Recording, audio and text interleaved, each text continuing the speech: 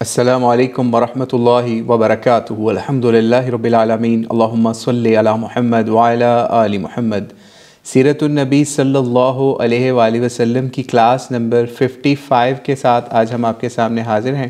اور آپ اپنی اسکرین پر دیکھ رہے ہوں گے غزوہ حنین کی غنیمت۔ دراصل اس سے پہلے ہم غزوہ طائف اور غزوہ طائف سے پچھلی کلاس کے اندر غزوہ حنین کو ڈسکس کر چکے، اس کے حوالے سے بتا چکے،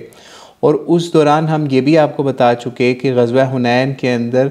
مسلمانوں کے ہاتھ بہت بڑا مال غنیمت حاصل ہوا تھا۔ تو وہ اس مال غنیمت کو نبی علیہ الصلوۃ والسلام نے جورانہ کے مقام کے اوپر سیفلی وہاں پہ ڈپلوائے کیا، پھر وہاں پہ رکھا ہوا تھا، اور وہاں پہ کسی صحابی کو بھی اس کی یا کچھ صحابہ کو بھی اس کی نگرانی کے لیے رکھا ہوا تھا، اور وہ ہم آپ کو بتا چکے کہ بہت بڑا مال غنیمت تھا، یعنی 6000 قیدی تھے، 6000 قیدی تھے، اس کے علاوہ ہزاروں کے حساب سے اونٹ اور بکریاں تھیں جن کو نبی علیہ الصلوۃ والسلام نے بعد میں تقسیم کرنا تھا، تاکہ غزوہ طائف کے بعد آرام سے پھر اس تقسیم والا معاملہ ہو، کیونکہ غزوہ طائف ہوا ہی اسی لیے تھا کہ حنین سے لوگ بھاگ کے طائف کی طرف چلے گئے کہ وہاں پہ پھر قلعوں کے اندر چلے گئے تھے، چھپ گئے تھے، تو نبی علیہ الصلوۃ والسلام نے ان کا محاصرہ کیا۔ تو اب وہ محاصرہ بھی ختم ہو چکا تھا، لیکن طائف ابھی تک فتح نہیں ہوا تھا، تو اب یہ معاملہ ہوا نبی علیہ الصلوۃ والسلام پھر جب غنائم کی یا مال غنیمت کی تقسیم کے لیے پھر جورانہ کے مقام کے اوپر آئے، جہاں پہ یہ معاملہ تھا۔ پھر وہاں پہ آ کے نبی علیہ الصلوۃ والسلام نے پھر ان کا انتظار بھی کیا، یعنی کہ طائف والوں کا یا پھر بنو ثقیف کا یا بنو حوازن کا جو قبیلے کے نام ہیں، تو ان کا انتظار بھی کیا۔ تقریباً بتایا جاتا ہے 10 راتوں کے قریب ان کا انتظار کیا کہ اگر وہ آ جاتے ہیں اس سے پہلے، تقسیم سے پہلے تو ان کے ساتھ ہو سکتا ہے کوئی معاہدہ ہو جائے یا پھر کوئی ایسا معاملہ ہو، لیکن وہ لوگ نہیں آئے۔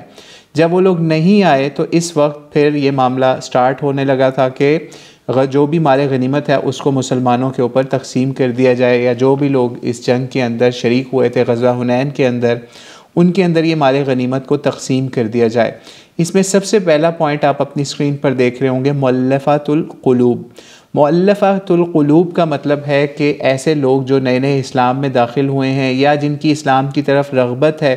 یا پھر ان کو کچھ مال دے کے آپ ان کے دلوں کو اسلام کی طرف راغب کر سکتے ہیں، یا پھر اٹریکٹ کر سکتے ہیں اسلام کی طرف، یا ان کے ساتھ کچھ ایسے معاملات پہلے ہو چکے ہیں اسلام قبول کرنے سے پہلے،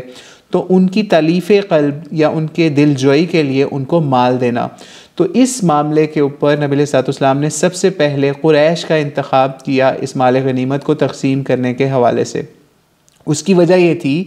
کہ جو کہ اکثر سمجھ لیجئے سیرت نگاروں نے بھی لکھی ہے، اس کی وجہ وہ یہ کہ قریش کے ساتھ نبی علیہ الصلوۃ والسلام کی جنگیں بھی ہو چکی تھیں، اور ان کے بہت سے بڑے بڑے سرداروں کو قتل بھی کیا گیا ہوا تھا، ان کے لوگوں کو قید بھی کیا ہوا تھا، اور فتح مکہ بھی ہوا تھا، اور اس وقت بہت بڑا یہ پرابلم سمجھ لیجئے بن سکتا تھا کہ اگر قریش والے ہی اسلام سے نکل جائیں، یا پھر ان کو اسلام سے نفرت ہو جائے کسی وجہ سے، تو پھر سمجھ لیجئے یا پھر ان کی جو پہلے مال دولت اولادیں اور بہت ساری چیزیں جو ہیں جنگوں کی نظر ہو گئیں، تو اس لیے ان کو وہ جو ڈیفیسٹ تھا یا ان کا جو نقصان پورا کرنے کے حوالے سے تھا، تو اس وجہ سے نبی علیہ الصلوۃ والسلام نے قریش مکہ کو چنا کہ سب سے پہلے مال غنیمت میں ان کو حصہ دیا جائے،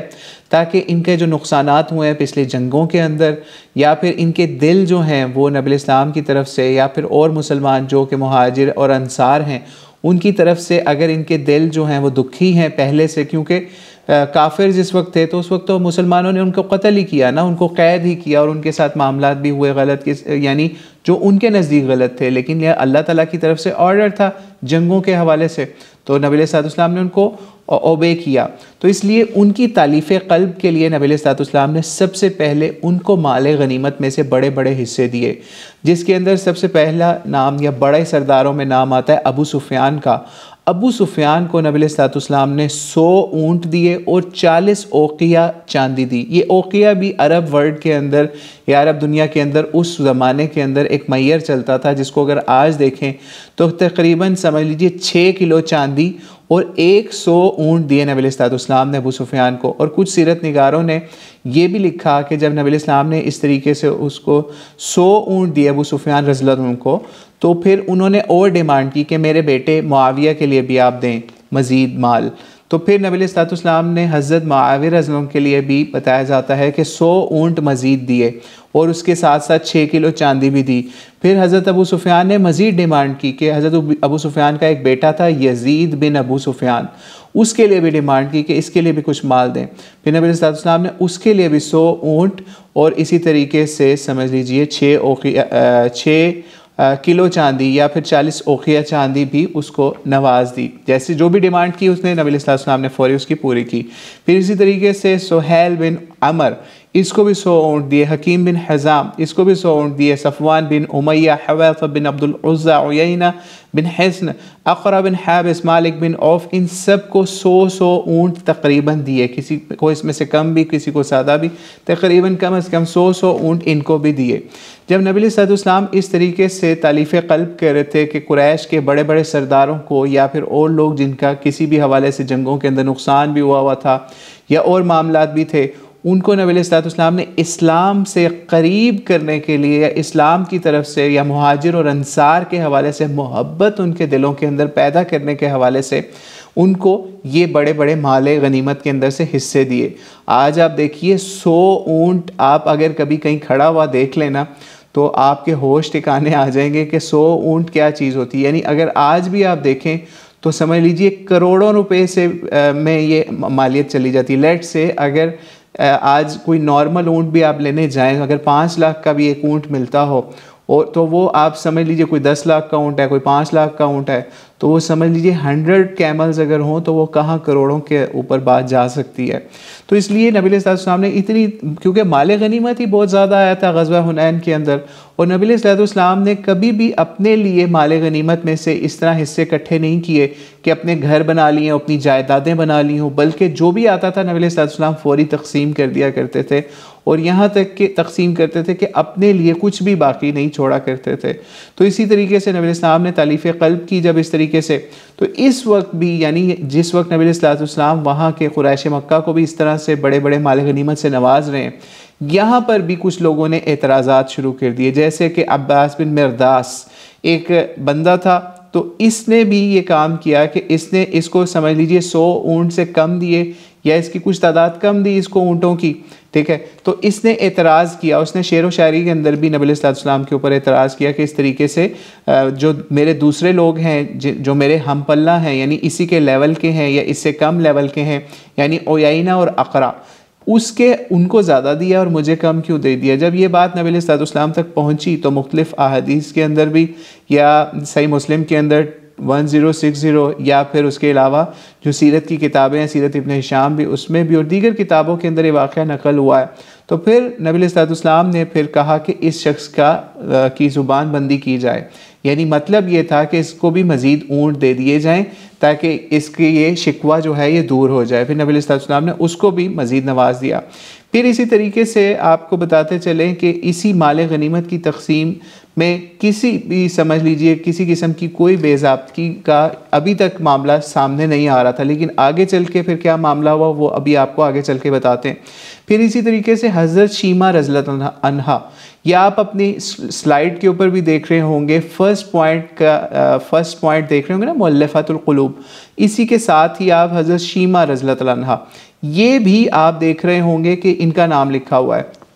یہ بھی غزوہ حنین کی قیدیوں میں سے تھی۔ ان کو جب مسلمان لوگوں نے گرفتار کیا ان قیدیوں میں سے، تو سمجھ لیجیے ان کو بھی بڑی سختی کے ساتھ یا پھر جس طرح قیدیوں کو ٹرانسفر کیا جاتا اس طرح کیا جا رہا تھا، تو انہوں نے فوری ان کو صحابہ کو بتایا کہ میں نبی علیہ الصلوۃ والسلام کی اس طریقے سے فاسٹر سسٹر ہوں، یعنی کہ میں جنہوں نے نبی علیہ الصلوۃ والسلام کی پرورش کی ہے میں ان کی نسبت سے نبی علیہ الصلوۃ والسلام کی بہن لگتی ہوں، یعنی حضرت حلیمہ سعدیہ نے سمجھ لیجیے ان کو بھی پالا پوسا تھا، ان کو بھی دودھ پلایا ہوا تھا، اور دوسری طرف نبی علیہ الصلوۃ والسلام کی بھی پرورش کی ہوئی تھی، اور ان کو بھی سمجھ لیجیے نبی علیہ الصلوۃ والسلام کو بھی ایز فاسٹر مدر ٹریٹ کیا ہوا تھا۔ تو جب یہ حضرت شیمہ کا پتہ چلا صحابہ کو، نبی علیہ الصلوۃ والسلام کے پاس ان کو پیش بھی کیا گیا کہ یہ قیدیوں کے اندر ایک یہ عورت ہے یا لڑکی ہے، یہ ڈیمانڈ کر رہی ہے کہ نبی علیہ الصلوۃ والسلام سے ملاقات کروائی جائے، اور اس کے ساتھ ساتھ یہ اپنا کلیم کر رہی کہ میں نبی علیہ السلام کی بہن ہوں، اس حوالے سے کہ حضرت حلیمہ سعدیہ کی نسبت سے۔ تو نبی علیہ السلام نے ان کو بلایا اور ان سے پوچھا کہ تمہارے پاس کیا ثبوت ہے اس حوالے سے کہ تم میری بہن ہو، اس حوالے سے کہ تمہاری پرورش اور میری اکٹھی ایک جگہ پہ پرورش ہوئی ہوئی ہے؟ تو انہوں نے پھر بتایا کہ اس طریقے سے بچپن کے اندر، یعنی آپ یہ سوچئے نا کہ نبی علیہ السلام کی عمر بھی اس وقت جو ہے وہ زیادہ ہے، اور یعنی 60 کے قریب عمر ہے اس وقت نبی علیہ السلام کی، اور وہ جو لڑکی یا عورت کلیم کر رہی ہے وہ بھی اس کی عمر بھی زیادہ ہوگی۔ تو پھر نبی علیہ السلام کو اس نے یاد کروایا کہ اس طریقے سے ایک مرتبہ میری آپ سے بچپن کے اندر اس طرح لڑائی ہوئی تھی، یا پھر ہم آپس میں ہمارا اس طرح سے کھیل کود کے اندر میں نے آپ کو اس طرح کاٹا تھا باڈی کے کسی ایک پارٹ کے اوپر یا پھر کمر کے اوپر۔ تو جب نبی علیہ السلام کو انہوں نے یہ واقعہ یاد دلایا تو نبی علیہ السلام کو پھر یاد آ گیا کہ اس طریقے سے واقعی، یعنی یاد آنے سے مراد کہ نبی علیہ السلام کو انہوں نے اپنا بچپن کے قصے یاد کروائے، تو پھر نبی علیہ السلام کو یہ ایگزیکٹ پتہ چل گیا کہ واقعی یہ وہی ہے، کوئی دھوکے دہی والی بات نہیں ہے، واقعی یہ میری بہن ہی ہے۔ جیسے ہی نبی علیہ السلام کو پتہ چلا کہ یہ وہی ہیں حضرت شیمہ رضی اللہ تعالیٰ عنہ، تو پھر نبی علیہ السلام نے ان کے لیے اسپیشل وہاں پہ چادر بچھائی اور بڑا ان کا استقبال کیا، اور ان کو اس کے اوپر بیٹھنے کے لیے یا پھر اس پہ تشریف رکھنے کے لیے بھی کہا۔ تو نبی علیہ السلام نے پھر ان سے کہا کہ آپ اگر چاہتی ہیں ہمارے ساتھ رہنا، یعنی ہمارے قبیلے کے ساتھ یا مسلمانوں کے ساتھ رہنا، تو آپ مسلمانوں کے ساتھ رہیں، اگر آپ جانا چاہتی ہیں اپنے گھر والوں کے پاس تو آپ جا بھی سکتی ہیں۔ تو انہوں نے کہا نہیں، میں اپنے قبیلے والوں کے ساتھ ہی رہوں گی۔ پھر نبی علیہ السلام نے بڑے ان کو گفٹس کے ساتھ ان کو رخصت کیا، یعنی ان کو کچھ غلام، کچھ باندی پلس کچھ اور مزید گفٹس دیے تاکہ یہ آرام سے سفر کے لیے بھی جا سکیں اور ان کا معاملہ جو ہے وہ آسانی اور عافیت والا ہو سکے۔ تو اس طریقے سے یہ نبی علیہ السلام نے حضرت شیمہ رضی اللہ تعالیٰ عنہا کو بھی اس طریقے سے بہت اچھے طریقے سے ٹریٹ کیا۔ حالانکہ نبی علیہ السلام اگر چاہتے تو ان کو بھی باقی قیدیوں کی طرح رکھتے، لیکن کیونکہ اسلام کے اندر ایک رول ہے، اصول ہے کہ آپ کو اپنے رشتہ داروں کے ساتھ اچھے سلوک کرنے ہیں، یعنی اگر آپ نارمل صدقہ کرتے ہیں تو اس کا ایک ثواب ہے، لیکن آپ اپنے کسی عزیز رشتہ دار کے ساتھ، ریلیٹیو کے ساتھ اچھا سلوک کرتے ہیں تو یا پھر اس کو صدقہ کرتے ہیں اس کے اوپر، تو آپ کو ڈبل ثواب ملتا ہے۔ تو یہ اسی طریقے سے نبی علیہ السلام نے صرف باتیں نہیں بتائیں لوگوں کو، بلکہ اپنے رشتہ داروں کے ساتھ، اپنے جو بھی عزیز تھے، قریبی تھے، دوستوں کے ساتھ بہت اچھا سلوک کر کے ان کو پریکٹیکلی دکھایا۔ اور یہی چیز اصل میں سیرت کے اس پہلو سے بھی ہمیں بھی لرن کرنی ہے، سیکھنی ہے، سمجھنی ہے کہ ہم بھی اپنے رشتہ داروں کے ساتھ، عزیزوں کے ساتھ اور دوستوں کے ساتھ جو ہے وہ بہت اچھا سلوک کریں، ٹھیک ہے؟ تو یہی کام پھر نبی علیہ السلام نے امت کو بھی اپنی سیرت کے ذریعے سے اس طریقے سے سمجھا دیا، جو ہم نے آپ کے سامنے بیان بھی کر دیا۔ پھر اسی طریقے سے یہ معاملہ بھی ہوا۔ اب ہم نیکسٹ سٹیپ کے اوپر چل رہے ہیں، فوج میں تقسیم۔ اچھا، فوج میں تقسیم یعنی جن لوگوں نے فوج کے طور پہ حصہ لیا ہوا تھا اور بہت اچھے طریقے سے لڑے تھے، اب ان کے اندر تقسیم کا معاملہ آ رہا تھا۔ لیکن جب یہ تقسیم سٹارٹ ہو گئی تو اس کے بعد سمجھ لیجئے وفد حوازن بھی، آپ سیکنڈ بلیٹ پوائنٹ جو بلیک کلر سے ہے اس کا سیکنڈ میں دیکھ رہے ہوں گے، وفد حوازن، یعنی یہ جو بنو حوازن والے تھے ان کا وفد بھی پھر دوسری طرف سے آ گیا۔ یعنی جس وقت نبی علیہ السلام نے یہ تقسیم شروع کر دی، یعنی ایک طرف تالیف قلب کے لیے قریش مکہ کو دیا مال غنیمت میں سے حصے، اور اب جو ہے باری آ رہی تھی فوج میں تقسیم کی۔ یہ فوج میں جو تقسیم ہے نا، اس کے لیے نبی علیہ السلام نے زید بن ثابت کو حکم دیا کہ مال غنیمت پر تقسیم کے حوالے سے آپ مال غنیمت چیک کریں، اور اسی طریقے سے فوج کو بھی چیک کریں کہ فوج کتنی ہے۔ پھر اس کے حساب سے سمجھ لیجئے 4 اونٹ اور 40 بکریوں کے حساب سے یہ معاملہ آیا، یعنی سب کے جو بھی فوجی تھے ان کے حصے میں 4 اونٹ اور 40 بکریوں کا حصہ بن رہا تھا۔ لیکن ساتھ ہی وفد حوازن بھی آ گیا۔ جب یہ وفد آیا تو نبی علیہ السلام نے پھر ان کی بات سنی، ان سے بات چیت ہوئی، اور انہوں نے نبی علیہ السلام کے سامنے اپنا معاملہ رکھا۔ یعنی معاملہ کیا رکھا انہوں نے؟ نبی علیہ السلام نے ان کو یہ بھی بتایا، یا پھر بتایا ہی جاتا ہے کہ نبی علیہ السلام نے اس تقسیم سے پہلے تقریباً 10 دن یا 10 راتیں ویٹ کیا ہوا تھا۔ جب آئے تو یہ تقریباً 9 لوگوں کا وفد تھا، انہوں نے اسلام بھی قبول کیا، ٹھیک ہے؟ اسی طریقے سے جو حضرت شیمہ رضی اللہ تعالیٰ عنہا تھی انہوں نے بھی اسلام قبول کر لیا تھا، ٹھیک ہے؟ یہ بھی آپ کو ساتھ پہلے ہم شاید نہیں بتا سکے۔ تو یہ جو وفد آیا بنو حوازن کا اپنے بندوں یا اپنے مال کے حوالے سے، تو انہوں نے آ کے نبی علیہ السلام کی خدمت میں اسلام عرض کیا، یا اسلام بھی قبول کیا۔ 9 لوگ تھے اس میں، ٹھیک ہے؟ اور انہوں نے کہا کہ ہم آپ ہی کا خون ہے اور آپ ہی کا قبیلہ ہے، یعنی عرب ہیں تو ہم آپ ہی سے تعلق رکھتے ہیں، اور اسی طریقے سے آپ کے رشتہ دار بھی ہمارے ٹرائبس کے اندر ہیں، جیسے حضرت شیمہ بھی تھی، اور بھی بہت سارے لوگ تھے نبی علیہ الصلوۃ والسلام کے ریلیٹیوز کے اندر جو بنو حوازن میں بن ثقیف والے علاقوں کے اندر آباد بھی تھے. تو انہوں نے اس کا بھی آپ کو واسطہ دیا کہ ہم آپ کے ہی ٹرائب سے ہیں یا آپ ہی کے قبیلے سے ہیں، تو ہمارے ساتھ جو ہے وہ آپ رحمت والا یا کریمی والا یہ معاملہ اچھا ہمارے ساتھ احسان کریں ہمارے ساتھ. ٹھیک ہے، تو نبی علیہ الصلوۃ والسلام کو انہوں نے اپنی کہا کہ ہمارے اوپر بڑی مصیبت آئی ہے آپ کے اوپر. ٹھیک ہے، تو پھر نبی علیہ الصلوۃ والسلام نے ان کو بتایا کہ آپ کا تو مال جو ہے اس کے حوالے سے یہ معاملہ ہو چکا ہے، تو اب یہ ہو سکتا ہے کہ اب آپ اپنے جو قیدی ہیں، یعنی آپ کی عورتیں، بچے، جو لوگ بھی آپ لوگوں کے قید ہیں یا بیٹے وغیرہ، وہ یا پھر آپ کا مال، ان دونوں میں سے ایک کا انتخاب کر لو. یعنی آپ کو مال چاہیے اپنا واپس، یا پھر اپنی عورتیں، بچے یا جو قیدی ہیں، جو بھی آپ کے جنگجو ہم نے قید کیے ہوئے، یا پھر اور لوگ جو آپ جنگ کے اندر لے کے آئے تھے. کیونکہ آپ کو پتہ ہوگا جنہوں نے غزوہ حنین والی کلاس دیکھی تھی، اس میں آپ نے بتایا تھا کہ اپنی عورتیں، بچے تک بھی یہ لوگ لے آئے ہوئے تھے. ٹھیک ہے، تو اس لیے پھر نبی علیہ الصلوۃ والسلام نے ان کو کہا، مالک بن عوف کا جس کا ہم نے بتایا تھا کہ وہ اپنا پورا ٹرائب ہی، عورتیں بچے سب لے آیا تھا، اونٹ بکریاں ہر چیز، تو وہ اب سارے قید میں تھے. تو پھر نبی علیہ السلام نے کہا ان میں سے کسی ایک کا انتخاب کر لو. کچھ روایتوں کے مطابق انہوں نے مہلت بھی لے لی کہ ہم آپ کو بتائیں گے، لیکن کچھ روایات کے مطابق یہی پتہ چلتا ہے انہوں نے کہا ہم اپنے عورتیں، بچے یا اولادوں کا انتخاب کرتے ہیں. تو نبی علیہ السلام نے کہا کہ جو اب تو ہم تقسیم کر چکے ہیں، غلام بھی اور مال بھی، اس طرح سے یہ معاملہ ہوا ہے، تو اب ایسا ہے کہ جو میرے حصے میں آئے نا آپ کی عورتیں، بچے اور اس طرح کے قیدی وغیرہ، تو میں تو ان کو آپ کے پاس چھوڑ دیتا ہوں، لیکن جو لوگ باقی مسلمانوں کو میں تقسیم کر چکا ہوں اس کے حوالے سے اب آپ کو یہ کرنا ہے کہ جب میں ظہر کی نماز ادا کر لوں نا، تو آپ نے ظہر کی نماز کے ٹائم پہ میرے پاس آنا ہے. تو اس کے بعد آپ کو میں وقت دوں گا، آپ جو ہے وہ مسلمانوں کی جماعت کے سامنے یا مومنین کے سامنے سفارش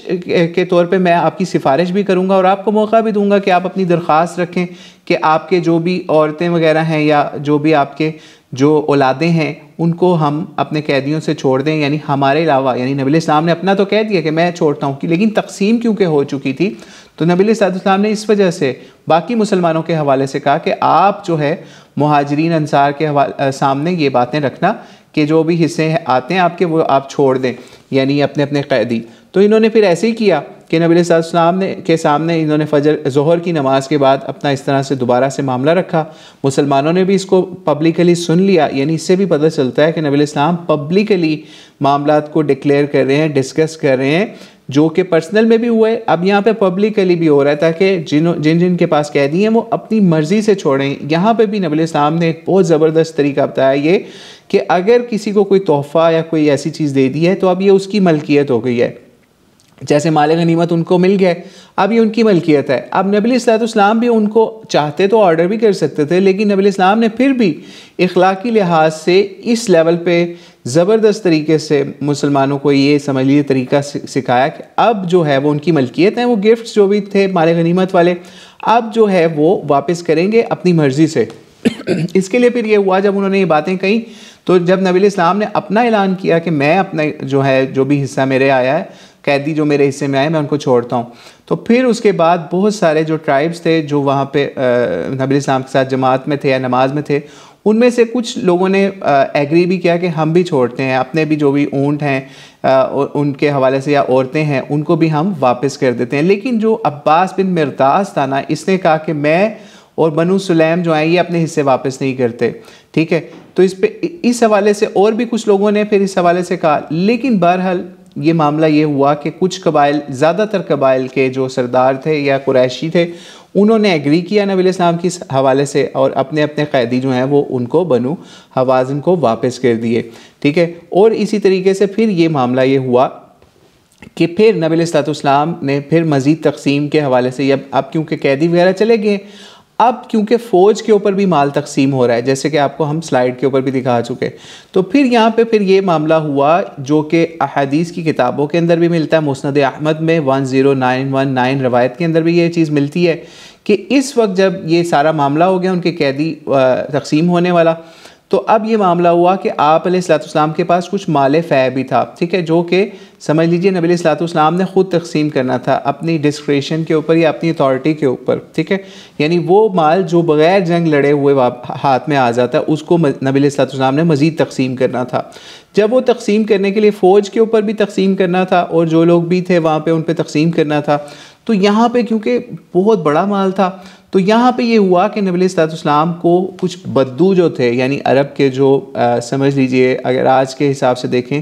تو ان کو پینڈو بھی آپ دیسی زبان میں کہہ سکتے ہیں، یا پھر جو کم پڑھے لکھے ہوتے تھے ان کو بدو بھی کہتے تھے، اور خاص علاقوں کے اندر وہ رہا کرتے تھے، شہروں کے اندر یہ بدو لوگ رہا بھی نہیں کرتے تھے۔ تو انہوں نے نبی علیہ الصلوۃ والسلام کے اوپر سمجھ لیجئے بہت زیادہ مجمع کر لیا، اور نبی علیہ الصلوۃ والسلام جو ہے ان کو تقسیم کرتے کرتے کافی پیچھے آ گئے، اور پیچھے سمجھ لیجئے اتنا پیچھے آ گئے کہ ایک درخت کے ساتھ نبی علیہ الصلوۃ والسلام لگ گئے، یعنی سمجھ لیجئے نبی علیہ السلام کے ایسے ایسے تقسیم کرتے کرتے لوگ پیچھے آتے گئے، اوپر آتے تھے، اور نبی علیہ السلام کو بہت زیادہ پریشرائز کائنڈ آف ہو گئے، اس حوالے سے لوگوں نے کر دیا، مطلب نبی علیہ السلام نہیں ہوئے۔ تو پھر یہ ہوا کہ نبی علیہ الصلوۃ والسلام ایک درخت کے ساتھ سمجھ لیجئے ٹچ ہوئے، اور وہاں پہ یہ معاملہ ہوا کہ نبی علیہ الصلوۃ والسلام کی جو چادر تھی نا اوپر لی ہوئی چادر، وہ بھی درخت کے ساتھ اٹک گئی، اور وہ بھی کسی شخص نے جو ہے وہ چادر بھی پکڑ لی نبی علیہ الصلوۃ والسلام کی۔ جب یہ چادر بھی پکڑ لی تو نبی علیہ الصلوۃ والسلام اس کے اوپر پھر نبی علیہ الصلوۃ والسلام نے ان سب کو روکا اس معاملے سے کہ آپ لوگ کیا معاملہ کر رہے ہو، اگر میرے پاس، پھر یہاں پہ نبی علیہ الصلوۃ والسلام نے فرمایا کہ اللہ کی قسم اگر میرے پاس یہ جو درخت ہے نا، تہامہ کے ایک علاقہ تھا وہاں پہ تہامہ میں بہت زیادہ درخت تھے،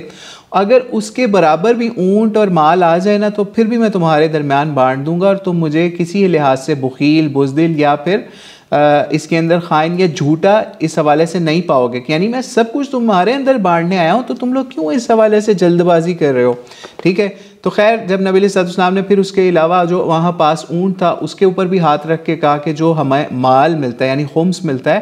اس میں سے بھی میں آپ کے اندر تقسیم کر دیتا ہوں مال، وہ بھی اپنے پاس نہیں میں رکھتا، ٹھیک ہے۔ تو اس سے یہ پتہ چلا کہ نبی علیہ الصلوۃ والسلام ایک بہت بڑا مجمع تھا اس کو اکیلے ہینڈل کر رہے ہیں اس وقت، ٹھیک ہے، یعنی کیونکہ تقسیم نبی علیہ الصلوۃ والسلام کے ہاتھ سے ہو رہی ہے، کچھ صحابہ اس میں سپورٹ کر رہے ہیں، لیکن کیونکہ بہت بڑا مجمع تھا تو اس طریقے سے وہاں پہ جو مجمع والے تھے ان کی ابھی تربیت بھی نہیں ہوئی تھی اس حوالے سے، اور نبی علیہ الصلوۃ والسلام نے اسی وجہ سے ان کے اوپر کوئی ایسی سختی یا سزا یا کوئی ایسا معاملہ نہیں کیا کہ ان کی طرف سے یہ جو غلطی ہوئی ہے کہ نبی علیہ الصلوۃ والسلام اس طرح پش کیے گئے، بیک پہ گئے، اور اسی طریقے سے آپ کی چادر بھی جو ہے وہ درخت کے ساتھ لگ گئی، کسی شخص نے وہ چادر بھی لے لی، خیر وہ بعد میں واپس بھی کر دی نبی علیہ الصلوۃ والسلام کو چادر۔ تو پھر نبی علیہ الصلوۃ والسلام نے ان کو پھر مزید طریقے سے سمجھایا بھی، اور ایون اس دوران کچھ لوگوں نے کچھ چیزیں جو ہے مال غنیمت میں سے اٹھانی بھی شروع کر دی۔ ایک شخص نے مال غنیمت سے کوئی ایسا دھاگا، خاص قسم کا دھاگا تھا سلائی وغیرہ کا، یعنی جو چیز اس کے ہاتھ میں آئی وہ بھی اٹھا لیا۔ تو نبی علیہ السلام نے جب ان لوگوں کو تلقین کی اس حوالے سے مال غنیمت کی تقسیم کے حوالے سے، اور ان کو صبر دیا کہ آپ کو ہی ملنا ہے سارا کچھ، ہم نے اپنے ساتھ نہیں لے کے جانا، تو پھر لوگوں نے چیزیں بھی واپس کی، اور جیسے ایک سوئی دھاگا اور اس طرح کی کچھ چیزیں بھی ایک بندے نے لی، وہ بھی نبی علیہ الصلوۃ والسلام کو واپس کر دی اس حوالے سے،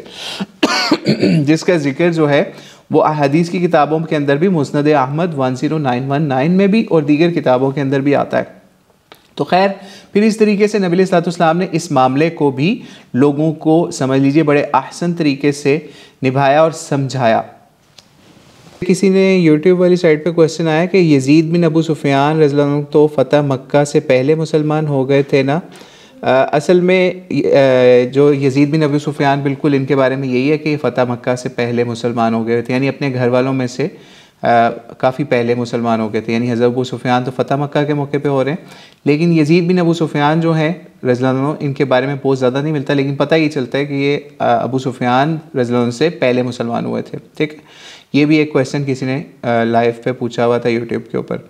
اچھا جی، اب ہم نیکسٹ پوائنٹ پہ چل رہے ہیں کہ فوج میں تقسیم کا بھی ذکر ہو گیا، وفد حوازن کی بات بھی ہوگی، سیکنڈ پوائنٹ ہمارا کمپلیٹ ہو گیا۔ اب ہم تھرڈ پوائنٹ کے اوپر چل رہے ہیں انصار کے شکوے کے حوالے سے، ٹھیک ہے۔ انصار کا معاملہ یہ ہوا کہ جب نبی علیہ الصلوۃ والسلام نے فوج کے اندر بھی تقسیم کر دی، پھر اسی طریقے سے کچھ لوگوں نے زبردستی بھی کچھ مال غنیمت میں چیزیں اٹھانے کی بھی کوشش کی، ان کو بھی نبی علیہ السلام نے سمجھایا۔ پھر اسی طریقے سے جو تالیف قلب کے حوالے سے جو سب سے پہلا پوائنٹ تھا مؤلفۃ القلوب والا معاملہ، ان میں بھی تقسیم ہو گئی۔ اب جو ہے انصار کا معاملہ آ گیا، یعنی انصار مدینہ، وہی انصار مدینہ کہ جن کا فتح مکہ کے موقع کے اوپر بھی نبی علیہ الصلوۃ والسلام سے انہوں نے شکوہ کیا کہ ان کو اس طریقے سے لگ یہ رہا تھا کہ نبی علیہ الصلوۃ والسلام اپنے مکہ والی قوم کے ساتھ ہی اب رہ جائیں گے۔ لیکن یہ ہوا کہ جب انصار کو نبی علیہ الصلوۃ والسلام نے کچھ مال غنیمت کے اندر سے خاص بڑا حصہ نہیں دیا، جس کا ذکر صحیح بخاری کے اندر بھی آتا ہے اور دیگر کتابوں کے اندر بھی آتا ہے۔ صحیح بخاری کے اندر 4330 حدیث کے اندر آتا ہے اس کا ذکر، لیکن تفصیلی ذکر جو ہے وہ سیرت کی کتابوں کے اندر بھی، سیرت ابن ہشام میں بھی اور مسند احمد کے اندر بھی 11093 روایت کے اندر آتا ہے۔ تو ہوا یہ کہ قریش سب کو مال غنیمت تقسیم ہو گیا،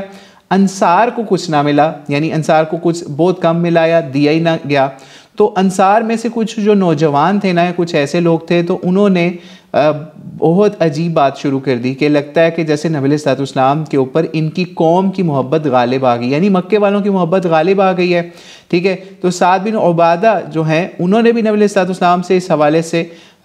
سمجھ لیجئے استفسار کیا یا پوچھا، اور کچھ روایات کے مطابق نبی علیہ الصلوۃ والسلام تک جب یہ باتیں اڑتی اڑتی پہنچی کہ انصار کے لوگ یہ ایسی باتیں کر رہے ہیں، یعنی یہاں تک بھی بات کہی کہ ابھی تک ہماری تلواروں کے اوپر ان لوگوں کا خون ہے، یعنی جن لوگوں کو نبی علیہ الصلوۃ والسلام نے مال غنیمت بہت زیادہ دیا ہے، یا پھر یہ جن سے ہم نے ابھی فائٹیں کی ہیں، تو ہمیں اس سے کیوں محروم رکھا گیا؟ شکوہ تھا نا، ظاہری بات ہے، انسان تھے تو باقی سب کو دیا جا رہا ہے، ان کو تو یہی لگے گا کہ شاید نبی علیہ الصلوۃ والسلام ہم سے محبت نہیں کرتے معاذ اللہ، یا کوئی ایسا معاملہ۔ یعنی انصار بھی یہ معاملہ صرف اور صرف اس حوالے سے نہیں دیکھ رہے کہ نبی علیہ الصلوۃ والسلام نے ان کے ساتھ ناانصافی کی ہے، بلکہ یہاں معاملہ یہ ہے، آپ کو آگے بھی پتہ چل جائے گا نبی علیہ الصلوۃ والسلام اس معاملے کے بعد بھی انصار سے کتنی محبت کرتے تھے۔ تو ان کے ذہن میں یہ بات تھی کہ لگ یہ رہا ہے کہ جیسے نبی علیہ السلام نے جن سے محبت کی ہے ان کو ہی مال دیا ہے۔ جیسے آج بھی آپ دیکھتے ہوں گے اپنے گھر بار میں ہر جگہ پہ کہ جس کو ماں باپ زیادہ دے رہے ہوں یا آپ اپنے جس فرینڈ کے اوپر زیادہ خرچ کر رہے ہوں،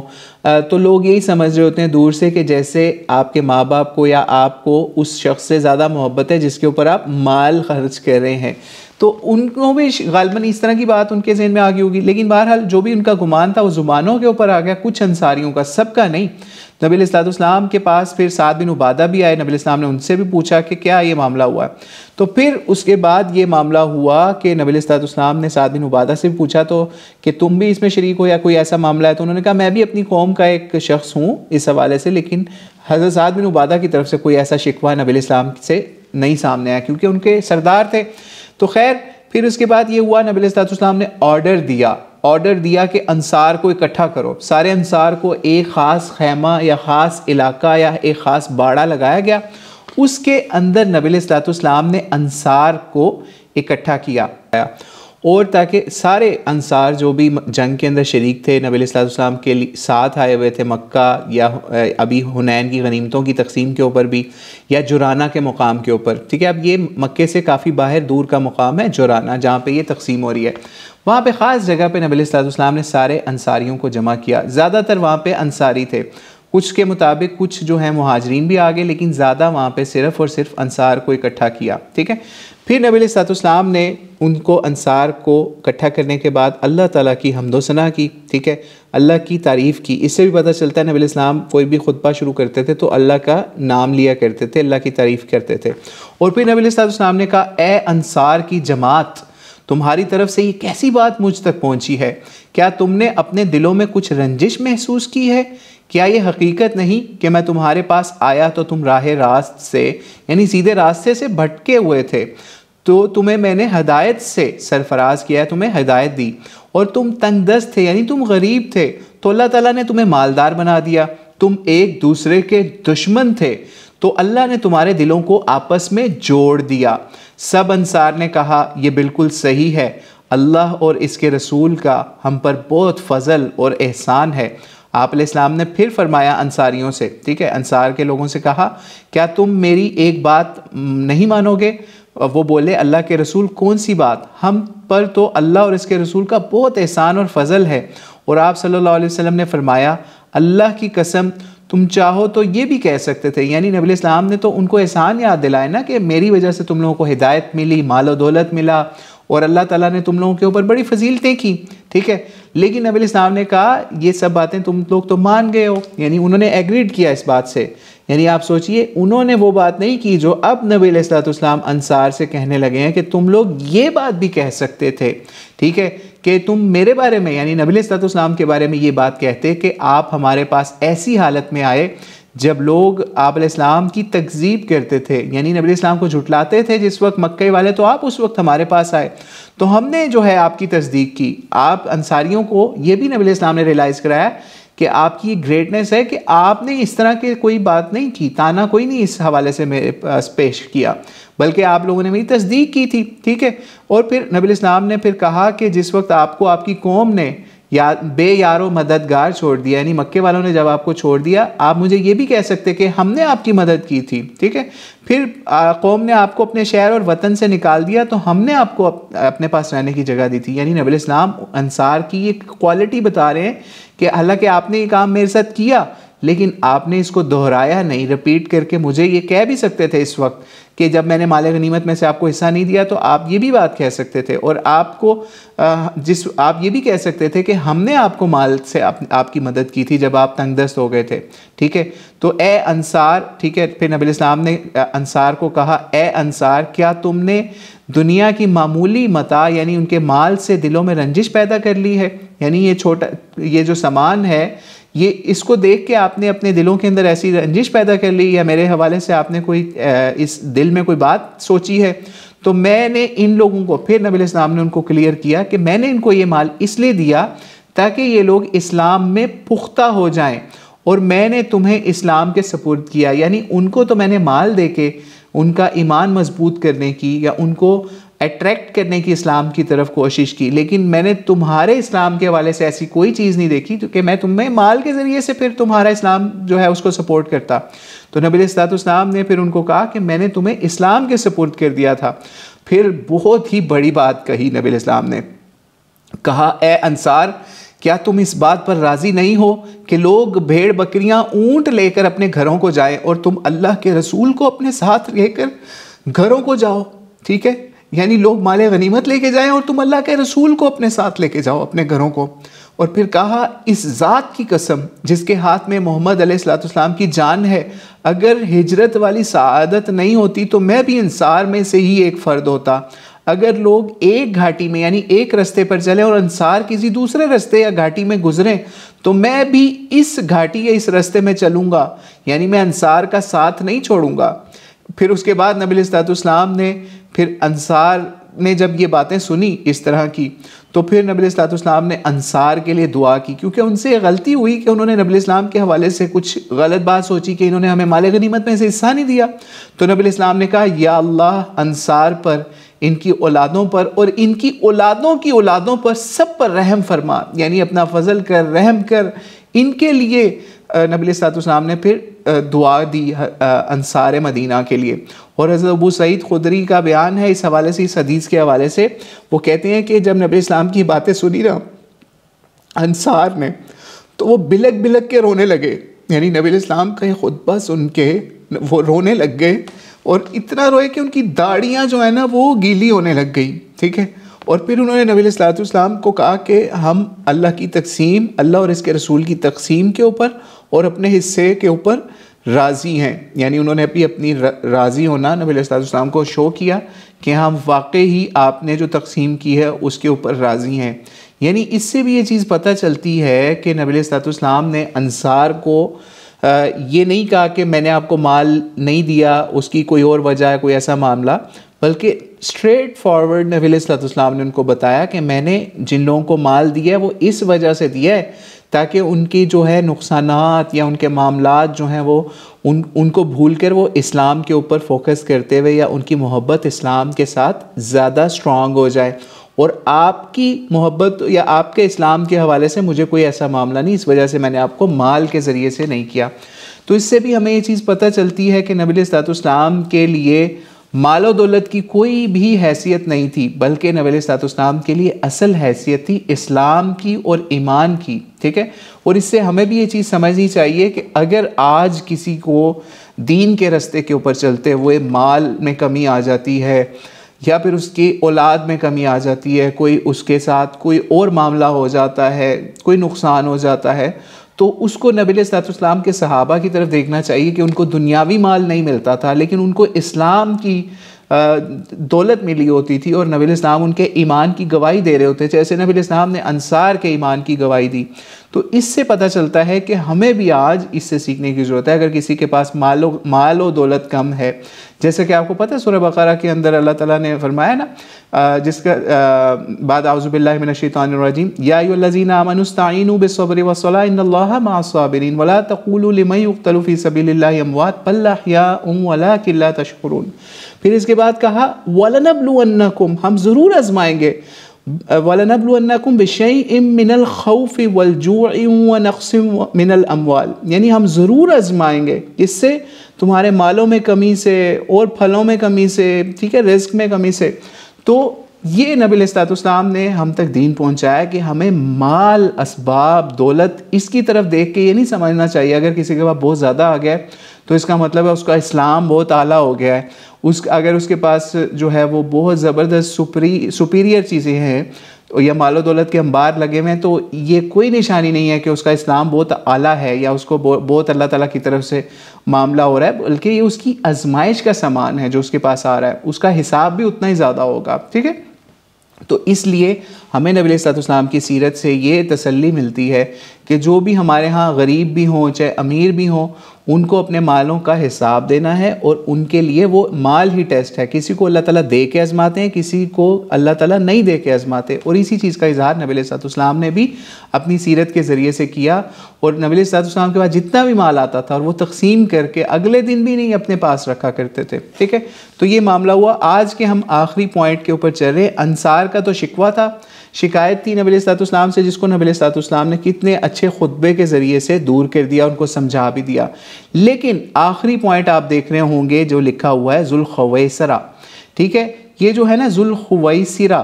یہ ایک شخص تھا جس وقت نبی علیہ السلام نے ترتیب دے دی یا پھر نبی علیہ السلام نے بیان کر دیے سارا مال غنیمت والا معاملہ، تو اس نے وہاں پر ایک اعتراض نبی علیہ السلام کے اوپر اٹھایا اور اس نے بہت بدتمیزی کا اظہار کیا اس تقسیم کے دوران۔ یہ ذوالخویسرہ تمیمی تھا، یعنی بنو تمیم سے اس کا تعلق تھا۔ یہ کھڑا ہوا اور اس نے کہا آپ انصاف سے کام نہیں لے رہے، آپ انصاف کریں۔ تو نبی علیہ السلام کو اس بات کے اوپر بہت سخت رنج بھی ہوا اور غصہ بھی آیا، اور ہوا یہ صحیح بخاری کے اندر بھی حدیث ہے جو ہم آپ کے سامنے بیان بھی کر دیتے ہیں صحیح بخاری سے انشاءاللہ۔ صحیح بخاری کی حدیث ہے 3610 کہ اس کے اندر جب نبی علیہ السلام یہ تقسیم کر رہے تھے تو ابو سعید خدری اس کو بھی بیان کرتے ہیں کہ ایک بنو تمیم سے شخص جس کا نام ذوالخویسرہ تھا، وہ آیا، اس نے کہا آپ انصاف سے کام لیں۔ تو نبی علیہ السلام نے سن کے کہا افسوس، اگر میں ہی انصاف نہیں کروں گا تو دنیا میں کون انصاف کرے گا؟ یعنی آپ سوچیں اللہ کے نبی ہیں اور ان سے یہ ڈیمانڈ کر رہے ہیں انصاف کی۔ اور نبی علیہ السلام نے کہا اگر میں ظالم ہو جاؤں تب تو میری بھی تباہی اور بربادی ہو جائے گی۔ یعنی نبی علیہ السلام نے یہ کہا کہ انصاف کے حوالے سے اپنے انصاف۔ پھر حضرت عمر نے جب یہ معاملہ دیکھا کہ اس طرح ایک بندہ نبی علیہ السلام کے بارے میں شان اقدس کے اندر کوئی توہین والا معاملہ کر رہا ہے، تو انہوں نے فوری کہا یا رسول اللہ صلی اللہ علیہ وسلم مجھے اجازت دیں، میں اس کی گردن اڑا دیتا ہوں ابھی۔ یعنی یہ تھے صحابہ نبی علیہ السلام کے جان نثار صحابہ کہ ابھی اس نے منہ سے اتنی گستاخانہ بات نکالی اور وہ تیار ہو گئے، لیکن نبی علیہ السلام نے ان کو حضرت عمر کو اجازت نہیں دی، کہا اس کو چھوڑ دو۔ اور اس کے طرح کے لوگ آگے پیدا ہوں گے جو کہ اپنے روزے ایسے لیول کے روزے رکھیں گے کہ آپ اپنے روزوں کو ان سے کم تر سمجھو گے، ٹھیک ہے۔ یعنی اس لیول کی وہ عبادت اور وہ ایسی قرآن کی تلاوت کریں گے لیکن ان کے حلق سے قرآن نہیں اترے گا، ٹھیک ہے۔ اور یہ لوگ دین سے اس طرح نکل جائیں گے جیسے زوردار تیر، یعنی تیر اگر پھینکا جائے تو وہ اپنے شکار کو پار کر کے نکل جاتا ہے دوسری طرف کو، ٹھیک ہے۔ تو اس طریقے سے نبی علیہ السلام نے ان کا بیان کیا اور کہا کہ یہ اس طرح کے لوگ آپ کے پاس بعد میں بھی اس طرح کے لوگوں کے ساتھ آپ کا سامنا ہوگا۔ اور پھر نبی علیہ السلام نے ان میں سے ایک شخص کی ایک سمجھ لیجئے نشانی بھی بتائی کہ بعد کے گروہوں کے اندر ایک ایسا گروہ بھی پیدا ہوگا جو دین سے اسی طریقے سے نکل جائے گا، اور اس کے اندر ایک ایسا شخص بھی آپ کو ملے گا ان لوگوں کے اندر، اس گروہ کے اندر، کہ جس کا رنگ جو ہے وہ کالا ہوگا عورت کی خاص باڈی پارٹس کی طرح اس کا بازو ہوگا، ٹھیک ہے، اور یہ مسلمانوں سے بغاوت کریں گے. تو پھر جو راوی ہیں نا اس حدیث کے 3610 صحیح بخاری کی، وہ کہتے ہیں کہ جب حضرت علی کے زمانے کے اندر ان سے بغاوت کی نا کچھ لوگوں نے، یعنی خارجیوں نے، خارجی تھے، تو ان کے ساتھ جب حضرت علی نے قتال کیا یا جہاد کیا تو ان کے اندر سے ایسا بندہ ان کو پھر ملا جس کی نشانی نبی علیہ الصلوۃ والسلام نے اتنا عرصہ پہلے بتائی تھی، ٹھیک ہے. تو اس سے بھی ہمیں پتہ چلا کہ نبی علیہ الصلوۃ والسلام نے خاص موقع پہ خاص ایسے لوگوں کو چھوڑا بھی تاکہ بعد میں بھی لوگوں کے حوالے سے کچھ معاملات ایسے رہ جائیں لیکن کوئی فساد والا معاملہ نہ ہو. یعنی آپ یہ دیکھیے وہاں پہ ایک پوری دنیا اکٹھی ہوئی ہے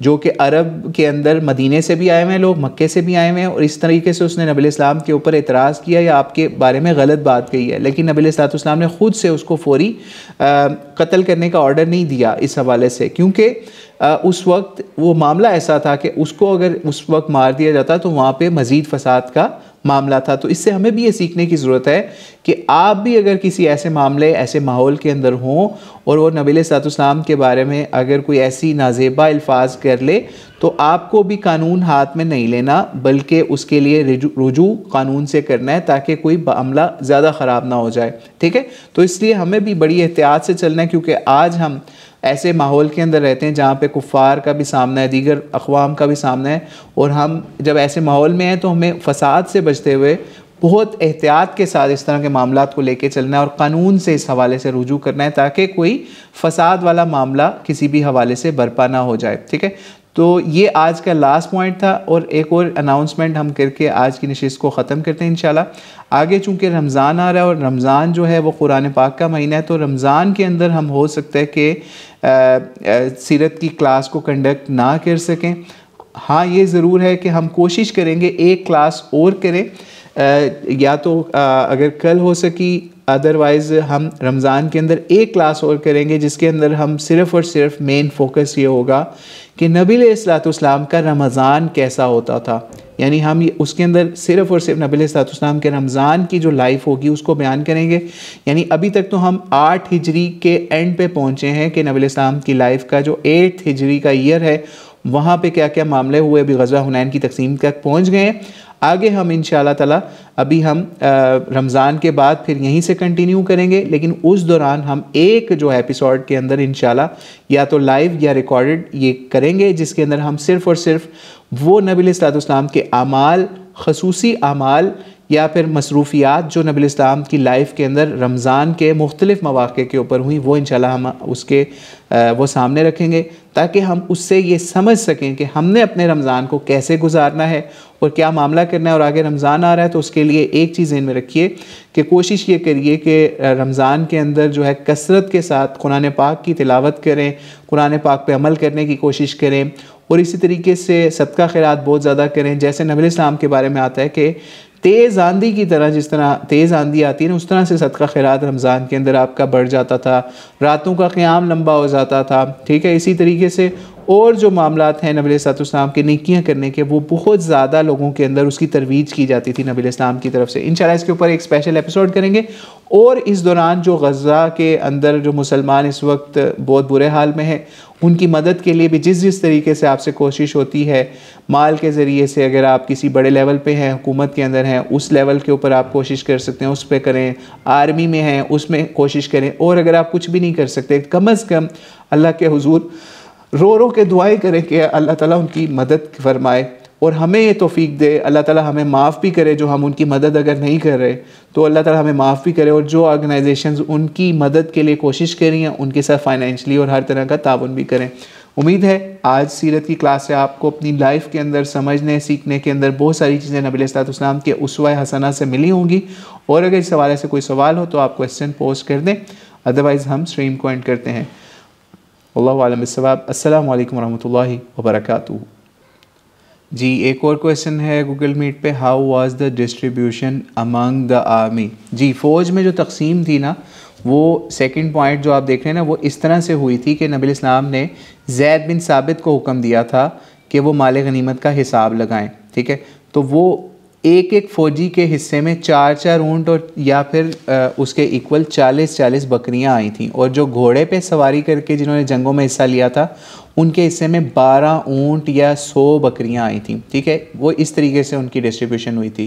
یعنی جو نارمل فوجی تھے ان کو 4 اونٹ یا پھر 40 بکریاں، اور جو گھوڑے پہ سواری ہو کے جنہوں نے جنگ کی تھی ان کے حصے کے اندر 12 اونٹ ادروائز 100 بکریاں. یعنی یا تو ان کو 12 اونٹ دے دیے گئے ہر بندے کو یا 100 بکریاں. تو آپ سوچیے کتنا بڑا لشکر ہوگا یا کتنی بڑی مال غنیمت تھی. ہزاروں اونٹ اور ہزاروں بکریاں آئی تھیں اس مال غنیمت کے اندر، جو کہ مسلمانوں کے اوپر بعد میں نبی الاسلام نے تقسیم کر دی. جی اور کوئی کویسچن؟ ادروائز گوگل میٹ والے جو ہیں وہ لیفٹ کرتے جائیں اگر کوئی کویسچن نہیں ہے.